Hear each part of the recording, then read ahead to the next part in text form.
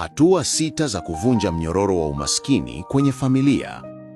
Umaskini si kukosa pesa tu, ni mnyororo wa fikra, maamuzi na hofu unaorithiwa kizazi hadi kizazi. Familia nyingi hazishindwi kwa sababu hazifanyi kazi, zinashindwa kwa sababu hakuna aliyewahi kuvunja mfumo.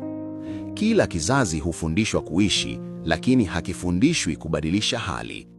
Na kama kuna mtu mmoja tu atakayesimama leo akachagua kufikiri tofauti, basi historia nzima ya familia inaweza kubadilika. Hizi hapa ni hatua 6 za kuvunja mnyororo wa umaskini, si kwa maneno matamu, bali kwa ukweli unaobadilisha maisha. Kabla hatujaendelea, hakikisha una subscribe kwenye channel yetu ya GR Hamasa Wisdom ili tuendelee kujifunza zaidi. 1. Vunja fikra za ndivyo tulivyo. Hii ndiyo sumu ya kwanza kabisa. Maneno kama familia yetu haijawahi kuwa na pesa, sisi si watu wa biashara, bahati haipo kwetu. Maneno haya huua ndoto kabla hazijazaliwa. Ukweli ni huu: hakuna familia iliyozaliwa tajiri. Kuna mtu mmoja tu aliwahi kukataa kukubali hali ya kawaida. Ukivunja fikra, ndipo unapoanza kuvunja mnyororo. 2. Acha kufanya kazi kwa ajili ya leo tu. Watu wengi hufanya kazi ili waishi leo. Wanakula leo, wanamaliza leo, wanaanza upya kesho. Umaskini hauishi kwa kipato pekee, unaishi kwa kutokuwa na mpango wa muda mrefu. Uliza swali hili: kama leo nikipotea, familia yangu itaendelea vipi? Mtu anayevunja umaskini anafikiria kizazi, si mshahara. 3. Jifunze pesa kabla hujaitafuta.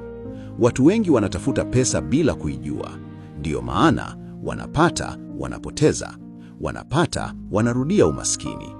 Pesa inahitaji akili, sio nguvu pekee. Jifunze nidhamu ya matumizi, tofauti ya kipato na utajiri, jinsi pesa inavyofanya kazi, si kukufanyia kazi. Pesa humkimbia asiyeielewa. 4. Chagua maumivu sahihi. Kuna maumivu mawili: maumivu ya kujinyima sasa au maumivu ya kuumia maisha yote. Hakuna mtu anayevunja umaskini bila kujitoa. Utakosa raha, utachelewa kufurahi, utatengwa kidogo, lakini mateso ya leo yanazalisha uhuru wa kesho. Chagua maumivu yatakayokukomboa. 5. Usibebe familia kwa mgongo, ibebe kwa mfumo. Hii ni kosa kubwa. Watu wengi hufanikiwa, lakini familia yao hubaki pale pale. Kwa nini? Kwa sababu wamekuwa msaada, sio mfumo. Usiwafundishe watu wako kukuomba, wafundishe kufanya, kufikiri, kujitegemea. Mnyororo hauvunjwi kwa pesa pekee, unavunjwa kwa maarifa. 6. Kubali kwamba wewe ndiye dhabihu ya kwanza. Hii ndiyo sehemu ngumu zaidi. Mtu anayevunja mnyororo haeleweki, hachekwi, hapingwi, lakini pia hasapotiwi. Utaitwa mkorofi, utaitwa umebadilika, utahukumiwa. Lakini kumbuka, mnyororo hauvunjwi na watu wanaotaka kupendwa. Unavunjwa na watu wanaokubali kubeba mzigo kwa ajili ya wengine. Na sasa sehemu muhimu zaidi. Usijiulize nitafanikiwa lini.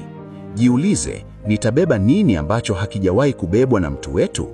Ukivunja mnyororo wa umaskini, huokoi maisha yako tu. Unaokoa watoto wako na watoto wa watoto wako.